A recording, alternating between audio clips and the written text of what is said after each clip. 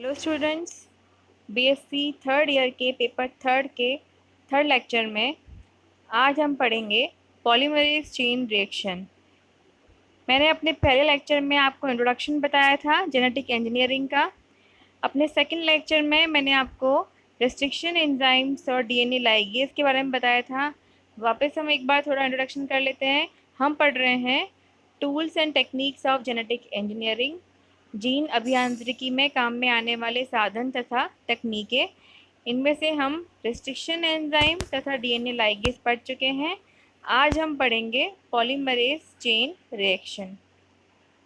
Polymerase chain reaction, जिसको हम short में पीसीआर भी बोलते हैं, अगर हम सरल भाषा में कहें तो यह डीएनए की बहुत सारी कॉपीज़ बहुत जल्दी बना सकती है, जल्दी भी और बिल्कुल सही भी। तो यह एक प्रकार से एक ऐसी रिएक्शन है जिसके द्वारा एक डीएनए की मल्टीपल, पूरा डीएनए नहीं कहेंगे हम, यहाँ पे स्पेसिफाई कर दो, डीएनए के एक खंड की मल्टीपल कॉपीज़ ये बहुत कम समय में और बिल्कुल सही तरीके से बना सकती है। डीएनए के खंड की साइज़ क्या होगी?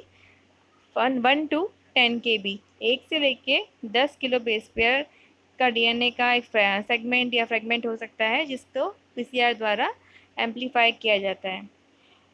इसकी खोज 1983 में कैरी मुलिस ने की थी, जो कि एक अमेरिकन बायोकेमिस्ट थे, और इन्हें इसके लिए 1993 में नोबेल प्राइज़ भी दिया गया था। अभी इसमें एक इम्पॉर्टेंट चीज़ ये है कि कई बार बच्चों को कन्फ्यूजन ये होता है कि पीसीआर स्वयं एक मशीन है। पीसीआर, जिसका नाम बता रहा है पॉलीमरेज चेन रिएक्शन, यह कोई मशीन नहीं है, यह एक रिएक्शन का नाम है। जो जिस मशीन में यह रिएक्शन होती है उसका नाम है थर्मोसाइक्लर। थर्मोसाइक्लर इसके नाम से लग रहा है कि इसमें थर्मस मतलब कुछ टेम्परेचर का साइकिल होता है अलग अलग, तो ये होगा थर्मोसाइक्लर, जिसमें अलग अलग टेम्परेचर अलग अलग तरीके से आते हैं। पीसीआर बेसिकली 3 स्टेप की प्रोसेस है। इसमें 3 स्टेप्स होते हैं, ये आगे हम पढ़ेंगे। ये 3 स्टेप्स कंटिन्यू रिपीट होते रहते हैं। जैसे एक बार 1 2 3 स्टेप हो गए, अगेन वापस वही 1 2 3 स्टेप्स होंगे और ये स्टेप्स रिपीट होते रहेंगे। एक डीएनए कितनी बार मल्टीप्लाई करेगा या कितनी कॉपीज़ मिलेगी, ये डिपेंड करता है कि हमने थर्मोसाइक्लर में कितने साइकिल सेट किए हैं। सामान्यतया 25 से 30 साइकिल के अंदर सफिशिएंट अमाउंट ऑफ डीएनए हमको प्राप्त हो जाता है। अब पहली चीज़ ये है कि हमको डीएनए की मल्टीपल कॉपीज़ क्यों चाहिए, क्योंकि जैसे अगर हम जीन अभियांत्रिकी की बात करें तो उसमें हमको एक मैंने आपको बताया था कि इसमें एक ऑर्गेनिज्म से डीएनए निकाला जाता है तथा इसे दूसरे ऑर्गेनिज्म में ट्रांसफ़र किया जाता है। अब जो डीएनए निकाला गया है उसकी एक कॉपी सफिशिएंट नहीं होती, क्योंकि एक्सपेरिमेंट है, कई बार फेल भी होता है, तो उसकी मल्टीपल कॉपीज़ हमें चाहिए होती है।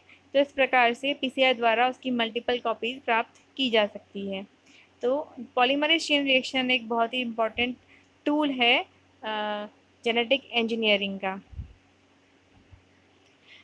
ये वह मशीन है जिसमें पीसीआर की जाती है, पॉलीमरेज चेन रिएक्शन होती है।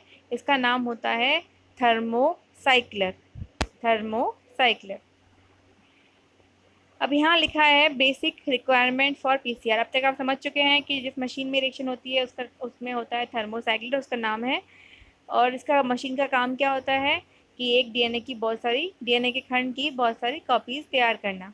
अब इस थर्मोसाइक्लर में आपको क्या क्या डालना होगा, तो ये 7 चीज़ें हैं, 7 इसके इंग्रेडिएंट्स हैं या 7 आइटम्स हमको इसमें डालने होते हैं। एक बेसिकली हम एक टेस्ट ट्यूब लेते हैं। इस टेस्ट ट्यूब में हमको सबसे पहले तो डीएनए टेम्पलेट मतलब वो डीएनए का खंड जिसकी हमको कॉपी चाहिए, वो तो हमको डालना ही पड़ेगा, अदरवाइज उसकी कॉपी कैसे मिलेगी हमें। तो पहला होगा डीएनए टेम्पलेट। अगर आपने प्रतिकृति या रेप्लिकेशन पढ़ा है तो आपको ध्यान है कि रेप्लिकेशन के लिए हमें एक प्राइमर की आवश्यकता होती है। प्राइमर क्या होता है? ये एक प्रकार का आरएनए का खंड होता है, आरएनए प्राइमर बोलते हैं हम उसे। तो हमें प्राइमर की आवश्यकता होती है। और अगर प्रतिकृति में हमें उसके अतिरिक्त रेप्लिकेशन में एक डीएनए पॉलीमरेज एंजाइम की आवश्यकता होती है, जो कि डीएनए की कॉपी करता है। तो यहाँ पर भी एक तरीके से अगर एक डीएनए से मल्टीपल डीएनए बन रहे हैं तो किसके द्वारा बनते हैं? रेप्लिकेशन द्वारा ही बनते हैं, प्रतिकृति द्वारा बनते हैं। बस ये प्रतिकृति नेचुरल नहीं होती, यह करवाई जाती है। तो इस प्रकार से पहला हो गया टेम्पलेट, दूसरा हो गया प्राइमर, तीसरा होगा पॉलीमरेज, यहाँ पे पॉलीमरेज कौन सा काम में लिया जाता है, ये बिल्कुल ध्यान देने योग्य है। टैग पॉलीमरेज क्यों काम में लिया जाता है, एक सामान्य डीएनए पॉलीमरेज काम में क्यों नहीं लिया जाता, उसका कारण ये है कि इसमें जब पॉलीमराइजेशन होता है तो टेम्परेचर बहुत हाई रखा जाता है, कितना, लगभग 90 के आसपास, 72 के आसपास। तो उस पे नॉर्मल डीएनए पॉलीमरेज काम नहीं कर सकता, तो वहाँ पे एक स्पेशल डीएनए पॉलीमरेज क्या काम करता है, जिसे हम कहते हैं टैग डीएनए पॉलीमरेज। टैग में टी का मतलब होता है थर्मस और एक् का होता है एक्वेटिकस।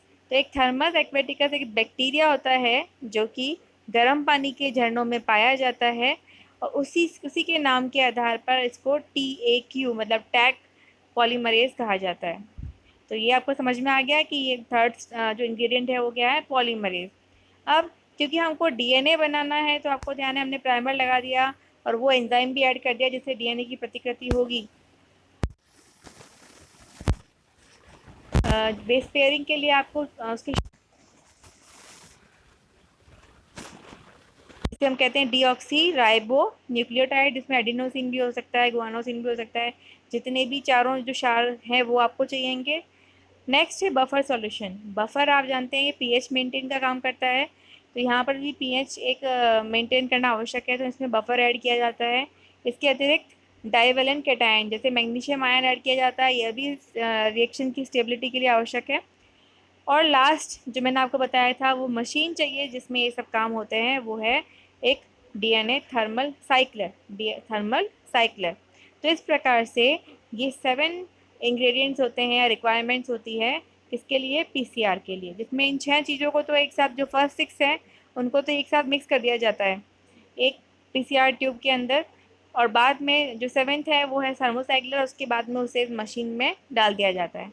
बहुत सिंपल है, तो आपको ये 7 रिक्वायरमेंट याद होनी चाहिए। अब इसके बाद जो नेक्स्ट सबसे इम्पॉर्टेंट चीज़ है कि पीसीआर रिएक्शन खुद क्या होती है। अभी तक हमने क्या पढ़ा कि पीसीआर में क्या होता है, पीसीआर कहाँ होती है और पीसीआर के लिए आपको क्या क्या चाहिए। अब हम पढ़ेंगे कि पीसीआर किस प्रकार से होती है। तो पीसीआर में 3 स्टेप्स होते हैं, यूनिवर्सल है ये, आप कहीं से भी पढ़ेंगे आपको हर जगह यही मिलेगा कि पीसीआर के अंदर 3 स्टेप होते हैं। पहला स्टेप है डी नेचुरेशन। डी नेचुरेशन का मतलब होता है, हिंदी में शायद इसे विकृतीकरण बोलते हैं। डीएनए आप जानते हैं कि एक डबल स्टैंडर्ड संरचना है, द्विरज्जु की संरचना है, उसकी दोनों रज्जु के बीच में जो बॉन्डिंग होती है वो आप जानते हैं हाइड्रोजन बॉन्डिंग होती है, क्योंकि आपने पढ़ा है ये कि जी और सी के बीच में ट्रिपल बॉन्ड होता है और ए और डी के बीच में डबल बॉन्ड होता है। तो ये किस प्रकार के बॉन्ड्स हैं, ये सब हाइड्रोजन बॉन्ड्स हैं। अब इस हाइड्रोजन बॉन्ड को जो तोड़ना है, अगर इन दोनों रज्जुओं को या दोनों स्ट्रैंड्स को अलग अलग करना है, तो इस प्रक्रिया को बोलते हैं डीनेचुरेशन।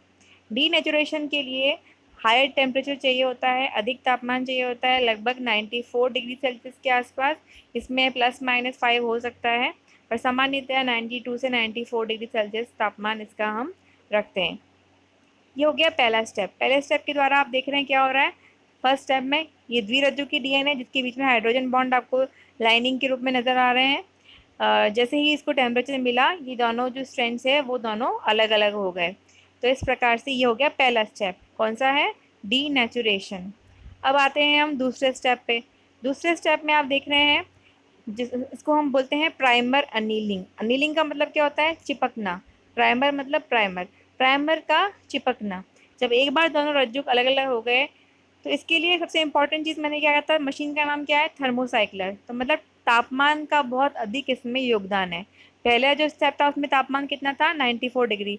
जैसे ही उसका तापमान 56 डिग्री पे अलग हो जाएगा मशीन का, तो यहाँ पे क्या हो जाएगा, पहला स्टेप नहीं होके दूसरा स्टेप शुरू हो जाएगा। दूसरा स्टेप क्या है, प्राइमर नीलिंग। प्राइमर्स हमने ऐड कर दिए थे उसके अंदर। ये प्राइमर जहाँ पे भी उनको कॉम्प्लीमेंट्री बेस पेयर, कॉम्प्लीमेंट्री मतलब जो कि इसके साथ में बेस पेयर करते हैं, जैसे ए के सामने अगर टी आ रहा है, सी के सामने जी आ रहा है, जिस प्रकार से कॉम्प्लीमेंट्री उनको बेस पेयर मिलेगा तो वहाँ पे प्राइमर जाके रैंडमली, रैंडमली मतलब अनिश्चित रूप से चिपक जाएंगे। प्राइमर जब एक बार इसमें आप दो प्रकार के, इसमें प्राइमर दो डालना पड़ता है, एक होता है रिवर्स प्राइमर और एक होता है फॉरवर्ड प्राइमर। आप देख रहे हैं अगर दोनों प्राइमर चिपक जाएंगे तो ये स्टेप हो गया प्राइमर अनीलिंग। इसके बाद में नेक्स्ट स्टेप क्या होगा, जब प्राइमर भी आ गया, डीएनए रेडी है, अब ये डीएनए आगे हमको उसको नए डीएनए को बनाना है, नए डीएनए के स्ट्रैंड को बनाना है। उसके लिए हमको क्या चाहिए? Polymerase enzyme. पॉलीमरेज कौन सा काम में लेते हैं अपन? Tag DNA polymerase. तो तीसरा स्टेप रहेगा elongation bye DNA polymerase. Elongation किसका? डीएनए के स्ट्रैंड का इलोंगेशन। इसके लिए तापमान कितना चाहिए? वापस थोड़ा ज़्यादा चाहिए, 72 डिग्री सेल्सियस।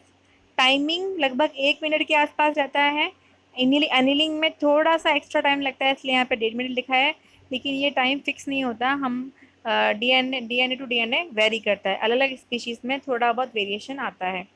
तो लेकिन सामान्यतया हमें बस ये याद रखना है कि 3 स्टेप्स होते हैं। पहला होता है डीनेचुरेशन, दोनों रज्जुओं का अलग अलग होना।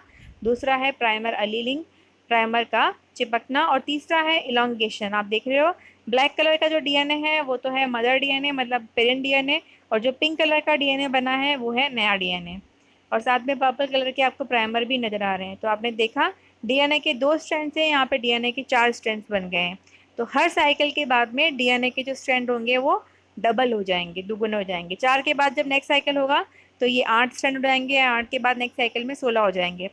तो अगर हम काउंट करें कि 20 से 25 साइकिल में, तो आप समझ सकते हैं कि कितने सारे डीएनए के स्ट्रैंड हमको प्राप्त हो जाएंगे।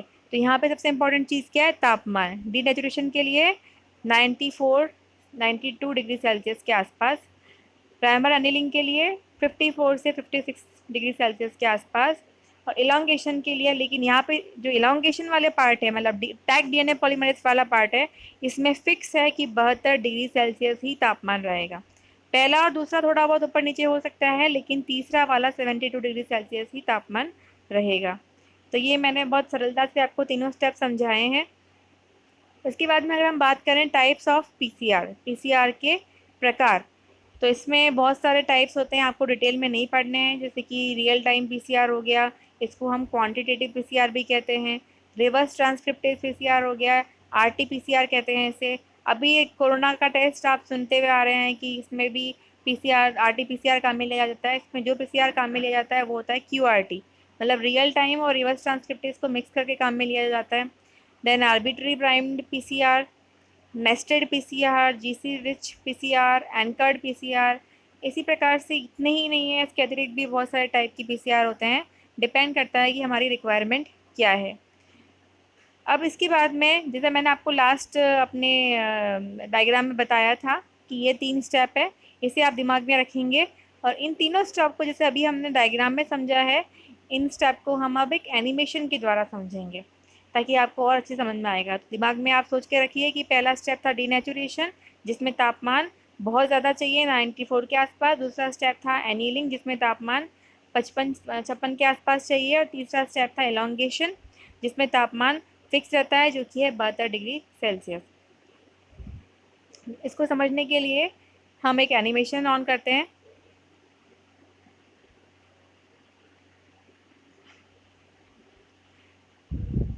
ये आप देखिए, ये डीएनए का एक स्ट्रैंड है, आपको दिखाई दे रहा है डबल हेलिक्स संरचना।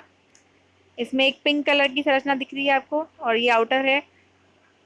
आप तापमान का एक स्केल भी देख सकते हैं, साइड में आपको दिख रहा है एक थर्मामीटर टाइप की संरचना, जिसमें 95, 72, 55 है। जैसे तापमान 95 पे पहुंचा, डीएनए की दोनों स्ट्रैंड अलग अलग हो गए। अब तापमान 55 पे पहुंचा तो आप ये देख रहे हैं प्राइमर आके चिपक गए, प्राइमर जो कि चमकते हुए हमको नज़र आ रहे हैं। इसके बाद में जब तापमान 72 पे आएगा तब क्या होगा? तीसरा स्टेप, जिसका नाम था पॉलीमराइजेशन। अब एक बार प्राइमर चिपक गया, अब आप देख रहे हैं टेम्परेचर हो गया 72। 72 आते ही ये जो ब्लू कलर की संरचना है, ये है टैग डीएनए पॉलीमरेज। ये वो एंजाइम है जो कि इसका पॉलीमराइजेशन करेगा। इसने, आप देखिए, डीएनए के पूरे स्ट्रैंड का निर्माण कर दिया। तो पहले 2 स्ट्रैंड थे, अब 4 स्ट्रैंड आप देख पा रहे हैं, 4 हो गए। फिर से तापमान, चारों स्ट्रैंड अलग अलग हो गए। फिर से जब तापमान 55 पे आया तो प्राइमर इस पे चिपक गया। अगेन वापस ये स्टेप्स आप देख रहे हैं रिपीट होते जा रहे हैं, तीनों स्टेप्स।